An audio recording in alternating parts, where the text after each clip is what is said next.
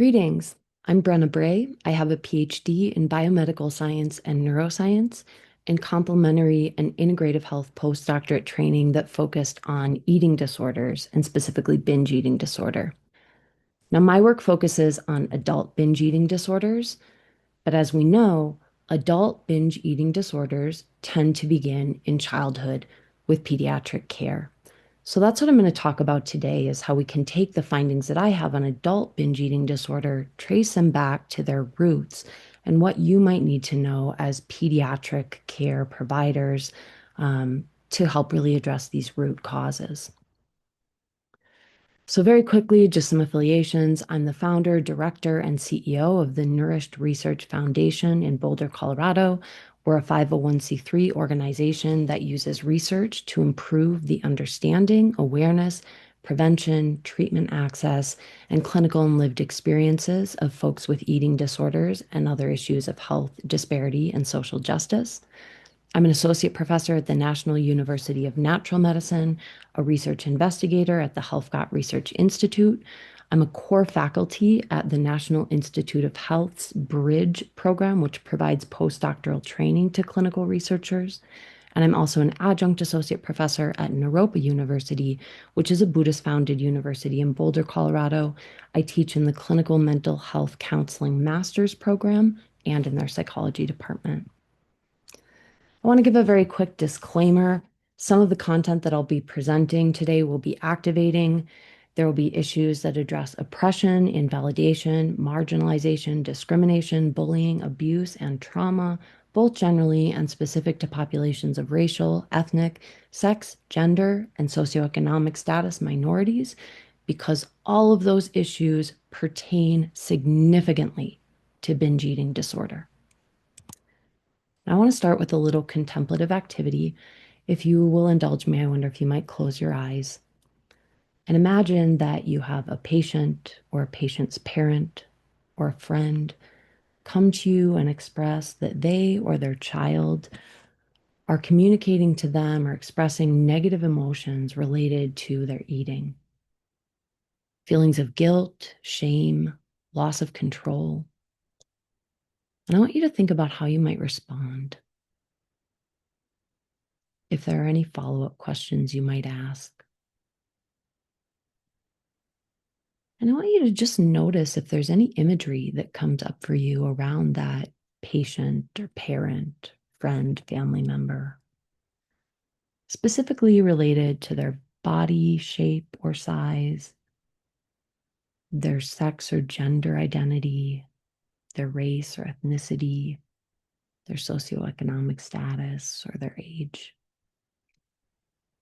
When you're ready, you can open your eyes and just kind of set that aside. Now, most of the work that I'm going to be presenting today is published. It's from my postdoctorate research, which was funded by the National Institute of Health here in the US. If you'd like to scan this QR code, you can follow along with the publication that I'll be pulling facts from primarily. This was published in 2022 and addresses environmental factors that experts and literature associate with binge eating disorder. I've also published on mental health aspects that pertain to binge eating disorder, clinical aspects that pertain to binge eating disorder, as well as complementary and integrative health use, treatment access barriers, gastrointestinal issues, and reward regulation that pertains to binge eating disorder. So what is binge eating disorder? Binge eating disorder is an autonomous DSM-5 diagnosis.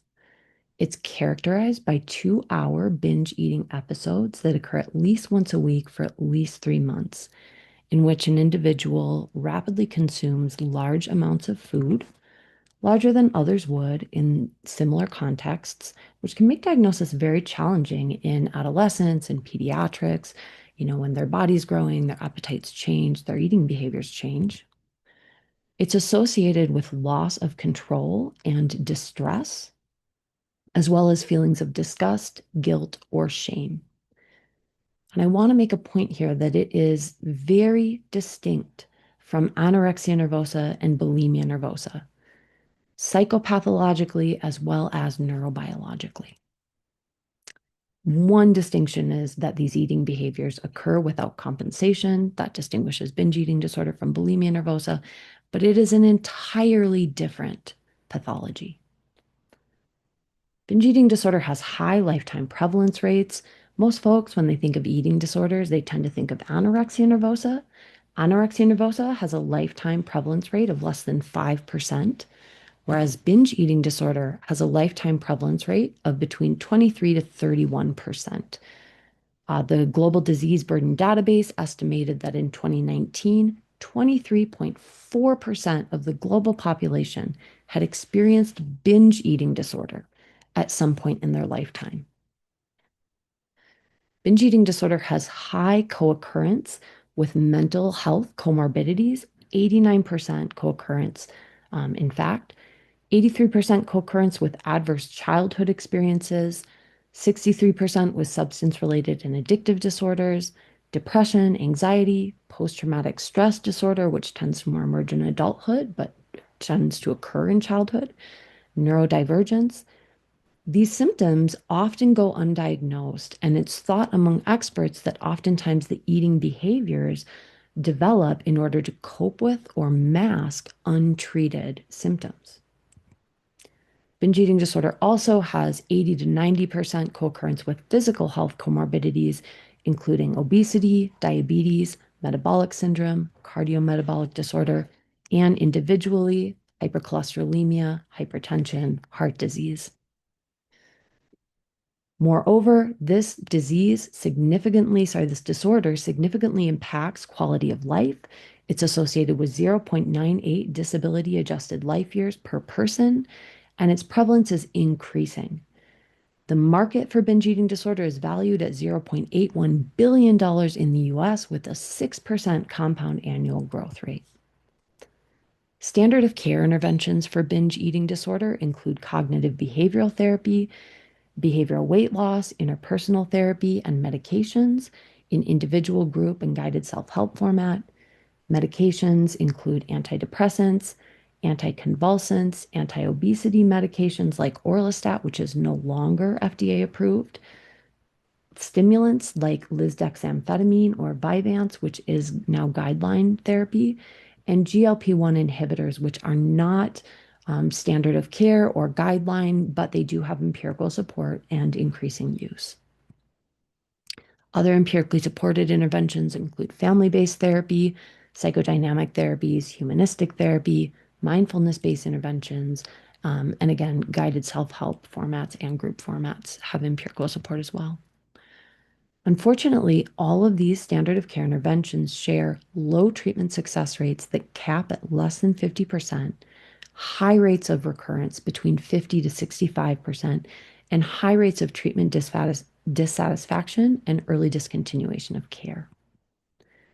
Moreover, most individuals with binge eating disorder, 95% in fact, don't know that they have an eating disorder. 95% never receive a formal diagnosis. 56 to 87% never receive standard treatment, and 85% lack access to health care. Now, I want to address a growing misconception that we have growing awareness of in the field, and that's we call in the field the swag stereotype that ascribes all eating disorders to skinny, white, affluent young women, typically with restrictive type eating disorders. I wonder if the imagery that came up for you in the contemplative exercise matched any of that misconception. Now, that demographic tends to saturate treatment-seeking populations, which also saturate research samples, though it actually represents less than 5% of individuals who experience eating disorders. So here's a quote from one of my publications, one of the experts in my studies. So much of the eating disorder perspectives and history that we attend to are very female-focused and come out of the female gender orientation. I think anorexia nervosa kind of set the stage for a current understanding of eating disorder pathology and treatment, and anorexia nervosa is so predominantly female. We know, unfortunately, that eating disorders have been hampered by these old stereotypes about who's affected, and that leaves millions of people undetected with an eating disorder. So this misconception needs awareness and it needs dismantling. We need updated information on demographic prevalence, risk factors, and pathology that include the 55 to 90% 95% of folks who are affected who go undetected, underscreened, undiagnosed, and untreated. Another quote, how we think about eating disorders is that anorexia was kind of the granddaddy, the thing we knew first. Then bulimia kind of grew out of that next, and people used to refer to it as failed anorexia. And I would say, in part, that binge eating disorder was thought of initially as being like bulimia, but without the purging. So the same mechanisms. And I would say that traditionally, when I'm talking to my colleagues in the eating disorder field, the dominant mechanisms that have tendency to be most thought of are things like restraint and shape and weight over evaluation. But there's starting to be a bigger push to have a more encompassing view on mechanisms like reward and inhibitory control, emotion, distraction, things like that. I think in part because the restraint stuff wasn't necessarily panning out with binge eating disorder quite as well. So we actually have data now showing that members of the BIPOC and LGBTQ2 plus communities have 2 and 3-fold higher risk and prevalence rates of binge eating disorder than their white, heterosexual, cisgendered counterparts. Yet they are 50% less likely to be screened or diagnosed with an eating disorder, 50% less likely to receive care, and they're represented in less than 10% of research. So here's another quote. If you're a Black woman, if you are somebody who lives in a larger body, if you are an older male, people aren't going to think that your eating habits constitute an eating disorder because you aren't a young, thin, cisgendered white woman. And I think it also makes sense to talk about the specific ways in which underrepresented groups might be struggling that are unique to them and their experiences, rather than just saying anyone can be affected. So, knowing, for example, that if you are a sex or gender minority, you are at much greater risk of developing any kind of eating disorder. Knowing that if you are a member of a BIPOC community, you are very unlikely to get detected with an eating disorder. And that means that you could struggle for a long time. And so, what do we do then to reach these communities in a way that's meaningful? And we also have data that strongly links binge eating disorder with food insecurity. In fact, food insecurity increases risk of binge eating disorder almost twofold, and use of government assistance before the age of 18 increases binge eating disorder risk threefold. We also have studies that have been conducted in food pantries in San Antonio, Texas, and globally that show us that about 52% of food pantry users meet diagnostic criteria for an eating disorder, usually binge eating disorder. 52% also report restricting their food or eating or fasting for more than 8 hours. These reports significantly correlate with increased weight or BMI and increased eating disorder pathology. Now, here's a quote from an expert, one of their patients saying, well, yeah, I have binge eating disorder. I binge eat the first 2 weeks of the month because that's when we have food in the house. And then there's no food in the house the last 2 weeks of the month. So food insecurity sets up this cycle of forced restriction, not voluntary, not related to weight or body shape, size overvaluation, but related to food conservation, a very smart, cognitive, rational tactic. And these studies show the three most common reasons folks report restricting their food are insufficiency, stretching food to make it last longer, attempting to prioritize other family members, and prioritizing medical expenses over food. Now, again, this is not an individual who is restricting food because they feel insecure about their body weight or shape. So they are going to need a very different treatment approach. Most of our treatment approaches currently in eating disorders target body weight, shape, size overvaluation, practice body acceptance, and that might not be really what the active mechanism of the disorder is. We're missing the mark, and that might be why our treatments have such low success rates. So, another factor that's identified as a root cause is stigmatization. It has about 90% prevalence in binge eating disorder and is significantly associated with the development and maintenance of binge eating disorder. It's attributed with about 60% developments or variation among development. Stigmatization can occur in many forms, can be related to body weight, shape, size, to having an eating disorder, to having a mental health diagnosis. Here's a quote from one of my experts in my study. I have a patient with binge eating disorder whose doctor told them, "You're fat every day, so you should exercise every day." That's coming from a healthcare practitioner. And let me tell you, healthcare practitioners and systems were identified as a significant source of stigmatization that contributes to binge eating disorder development and maintenance, as well as healthcare avoidance that contributes to the undiagnosis and untreatment of this issue. So that's coming from a healthcare provider, but that's really what we're telling people as a culture or society. The practitioner just put it into words. So again, sources of stigmatization, it can be internalized, it occurs systemically, and it occurs in our healthcare systems and among our healthcare providers. The impacts of stigmatization cannot be minimized.